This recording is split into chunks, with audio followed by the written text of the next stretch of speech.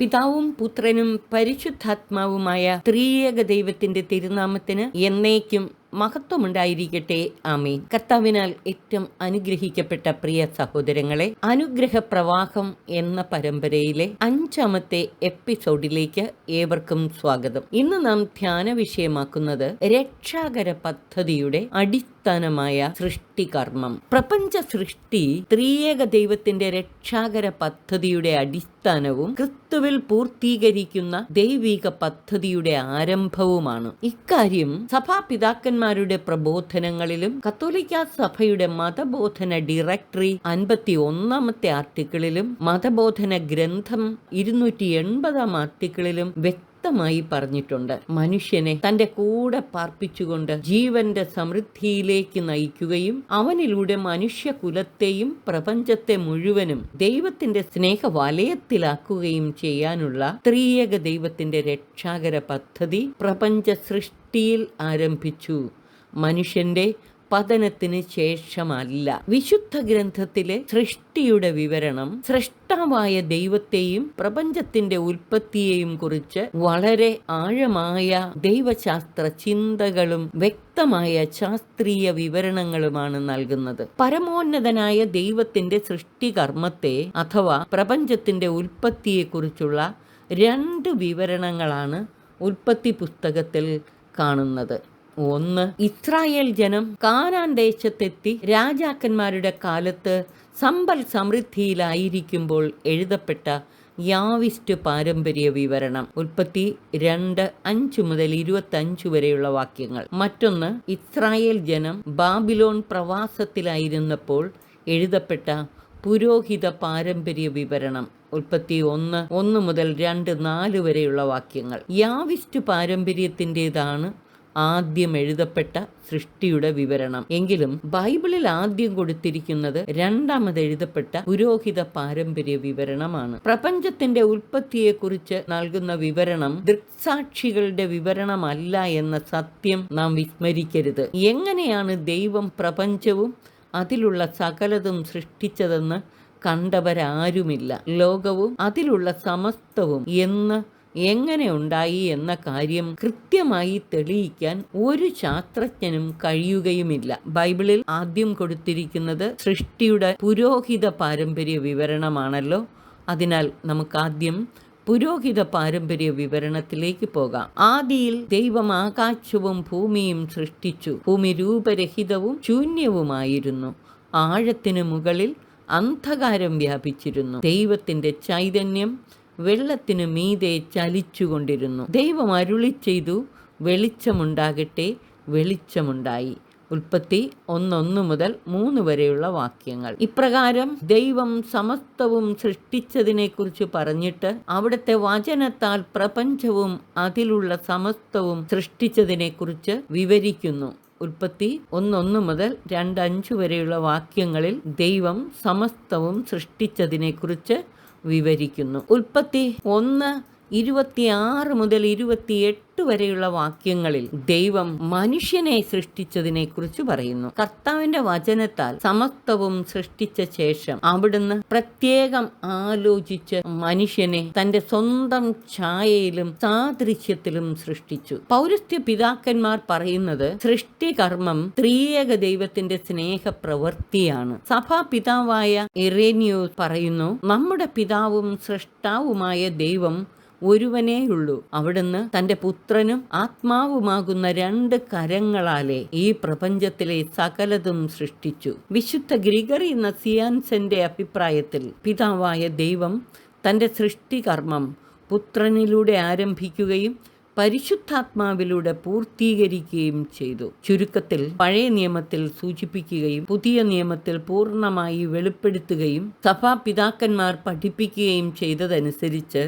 പ്രപഞ്ച സൃഷ്ടി പിതാവും പുത്രനും പരിശുദ്ധാത്മാവുമായ ത്രിയേക ദൈവത്തിന്റെ സ്നേഹപ്രവൃത്തിയാണ്. സർവശക്തനായ ദൈവം അവിടുത്തെ ആത്മാവിനാൽ രൂപരഹിതമായ ഭൂമിക്ക് രൂപം നൽകുകയും ജീവന്റെ വചനത്താൽ സർവ്വതും സൃഷ്ടിച്ച് ക്രമീകരിക്കുകയും ചെയ്തതിന് ശേഷം ഇപ്രകാരം ആലോചിച്ചു, നമുക്ക് നമ്മുടെ ഛായയിലും സാദൃശ്യത്തിലും മനുഷ്യനെ സൃഷ്ടിക്കാം. അവർക്ക് കടലിലെ മത്സ്യങ്ങളുടെയും ആകാശത്തിലെ പറവകളുടെയും നാൽക്കാലികളുടെയും ഭൂമി മുഴുവൻ്റെയും സർവ്വജീവികളുടെയും മേൽ ആധിപത്യമുണ്ടായിരിക്കട്ടെ. അങ്ങനെ ദൈവം തൻ്റെ ഛായയിൽ മനുഷ്യനെ സൃഷ്ടിച്ചു, സ്ത്രീയും പുരുഷനുമായി അവരെ സൃഷ്ടിച്ചു.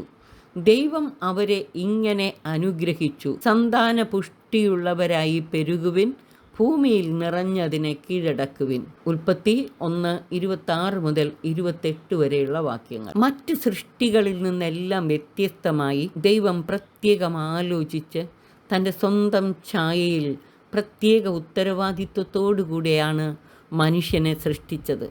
താൻ സൃഷ്ടിച്ച എല്ലാത്തിനെയും പരിപാലിച്ച് തന്നിലേക്ക് ഉയർത്തത്തക്ക വിധം തൻ്റെ സ്വന്തം ഛായയും സാദൃശ്യവും അധികാരവും നൽകിക്കൊണ്ടാണ് ദൈവം മനുഷ്യനെ സൃഷ്ടിച്ചത്. എന്താണ് ഈ മനുഷ്യനിലെ ദൈവിക ഛായ എന്നതുകൊണ്ട് അർത്ഥമാക്കുന്നത്? ഉൽപ്പത്തി 1:26-27 വാക്യങ്ങൾ ആധാരമാക്കിക്കൊണ്ട് സഭാപിതാക്കന്മാർ പറയുന്നത്, യേശു ക്രിസ്തുവാണ് ദൈവത്തിൻ്റെ യഥാർത്ഥ ഛായ. മനുഷ്യൻ സൃഷ്ടിക്കപ്പെട്ടിരിക്കുന്നത് ഈ ദൈവിക ഛായയിലാണ്. അതായത് യഥാർത്ഥ ഛായയായ പുത്രൻ തമ്പുരാൻ്റെ പ്രതിച്ഛായകളായിട്ടാണ് ദൈവം മനുഷ്യനെ സൃഷ്ടിച്ചിരിക്കുന്നത്. അതുകൊണ്ട് തന്നെ യേശുവിൻ്റെ വ്യക്തിത്വത്തിൻ്റെ സർവസമ്പൂർണതയിലേക്ക് വളരുവാൻ നാം കടപ്പെട്ടിരിക്കുന്നു. മനുഷ്യനിലെ ദൈവിക ഛായ എന്നതുകൊണ്ട് അർത്ഥമാക്കുന്നത് എന്താണെന്ന് നാം അറിഞ്ഞാലേ നമ്മുടെ വ്യക്തിത്വത്തെ അതിൻ്റെ പൂർണ്ണതയിൽ നമുക്ക് മനസ്സിലാക്കാൻ സാധിക്കുകയുള്ളൂ. മനുഷ്യൻ്റെ ദൈവിക ഛായയിൽ അടങ്ങിയിരിക്കുന്ന പ്രധാന കഴിവുകൾ: 1, ദൈവം അവന് നൽകിയ വിശേഷ ബുദ്ധിയും വിവേകവും. അതായത് ദൈവത്തെ പോലെ ചിന്തിക്കാനും വിവേകപൂർവം ശരിയും തെറ്റും തിരിച്ചറിയാനുമുള്ള കഴിവ്. എന്നാൽ ദൈവം നൽകിയ ഈ കഴിവുകളെ വിസ്മരിച്ചിട്ട് പലപ്പോഴും മനുഷ്യൻ വികാരങ്ങൾക്ക് അടിമപ്പെട്ട് ജീവിക്കാറുണ്ട്. വികാരങ്ങൾക്കും സ്വാഭാവിക പ്രവണതകൾക്കും അനുസരിച്ച് പ്രവർത്തിക്കുമ്പോൾ മനുഷ്യൻ കേവലം മൃഗീയമായ തലത്തിലേക്ക് തരം താഴുന്നു. ബുദ്ധിയുള്ള മനുഷ്യൻ തൻ്റെ വികാരങ്ങളെ വിവേകപൂർവം നിയന്ത്രിക്കുകയാണ് ചെയ്യേണ്ടത്. മനുഷ്യൻ്റെ ബുദ്ധി എപ്പോഴും ദൈവത്തിലേക്ക് കുതിച്ചുയരാൻ കൊതിക്കുന്നു. ദൈവത്തിലേക്ക് കുതിച്ചുയരാൻ കൊതിക്കുന്ന ബുദ്ധിയും ആത്മനാഥനിലേക്ക് തുടിച്ചുയരാൻ വാഞ്ചിക്കുന്ന ഹൃദയവും അഥവാ ആത്മാവും നൽകിയാണ് ദൈവം മനുഷ്യനെ സൃഷ്ടിച്ചിരിക്കുന്നത്. അതിനാൽ മനുഷ്യന് കേവലം താൽക്കാലികമായ ഭൗതിക ആഗ്രഹങ്ങൾ നിറവേറ്റി കിട്ടുന്നതിൽ മാത്രം സംതൃപ്തി കണ്ടെത്താൻ സാധിക്കുകയില്ല. മനുഷ്യബുദ്ധിയും അവൻ്റെ ആത്മാവും എപ്പോഴും അഭൗമികമായവയിലേക്കും അനശ്വരതയിലേക്കും കുതിക്കാൻ കൊതിക്കുന്നു. അതിനാൽ മനുഷ്യബുദ്ധിയെയും അവൻ്റെ ആത്മാവിനെയും തികച്ചും ഭൗതികവും താൽക്കാലികവുമായ കാര്യങ്ങളിലും ലൗകിക വ്യഗ്രതകളിലും തളച്ചിടാൻ നോക്കുന്നത് മൗഢ്യമാണ്. സഭാപിതാവായ ഇറേനിയോസ് പറയുന്നതും, മനുഷ്യ, നിന്നെ ദൈവം സൃഷ്ടിച്ചിരിക്കുന്നത് മൃഗങ്ങളെ പോലെയല്ല. മൃഗങ്ങളുടെ ശിരസ് കീഴ്പോട്ടാണ് തിരിഞ്ഞിരിക്കുന്നത്.